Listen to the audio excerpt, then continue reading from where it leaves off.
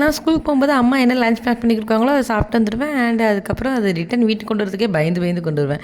But இப்போ இருக்கிற பிள்ளைங்களெல்லாம் பக்கத்தில் உட்கார வச்சு பேக் பண்ண வேண்டியிருக்கேன். அண்ட் அவங்களுக்கு பிடிச்ச டிஷ்ஷஸ் பிடிச்ச அளவுக்கு தான் வைக்கணும். எக்ஸ்ட்ரா 2 ஸ்பூன் வச்சா கூட ரிட்டன் வீட்டுக்கு வந்துடுது. ஸோ இன்றைக்கி பாப்பாவுக்கு லஞ்சுக்கு வந்துட்டு லெமன் ரைஸும் அண்ட் வெண்டைக்காய் ஃப்ரை தான் பண்ணியிருந்தேன்.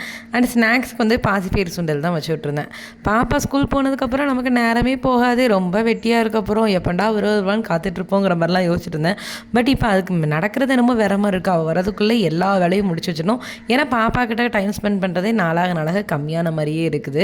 ஸோ அவள் ஸ்கூலில் விட்டு வந்த உடனே இப்போ ஈவினிங் ரொட்டீன் ஆகிடுச்சுன்னா அவள் வந்தோடனே அவள் பேக்கில் வந்துட்டு மேம் ஏதாவது எழுதி கொடுத்துட்ருக்காங்களான்னு செக் பண்ணிவிட்டு அண்ட் லஞ்ச் பாக்ஸ் கிளியர் பண்ணியிருக்காங்களான்னு பார்க்கணும். அதை செக் பண்ணும்போது அந்த பாக்ஸை ஓப்பன் பண்ணும்போது எம்டியாக இருந்தால் அவ்வளோ சந்தோஷமாக இருக்கும். வச்சுட்டு வந்தாலும் அங்கே வேறு வழி இல்லை, நம்ம ஒன்று சாப்பிடணும், இல்லை காக்காக்கு தான் போட்டாகணும். லெமன் ரைஸ் ஃபுல்லாமே முடிச்சுட்டு வந்துட்டா. பட் வெண்டைக்காய் ஃப்ரை தான் ஒரு சைடு சாப்பிட்டு ஒரு சைடு சாப்பிடல. கிட்ஸ் லஞ்ச் பாக்ஸ் ஓப்பன் பண்ணும்போது உங்களுக்கு எப்படி ஃபீல் ஆகுன்னு கமெண்ட்டில்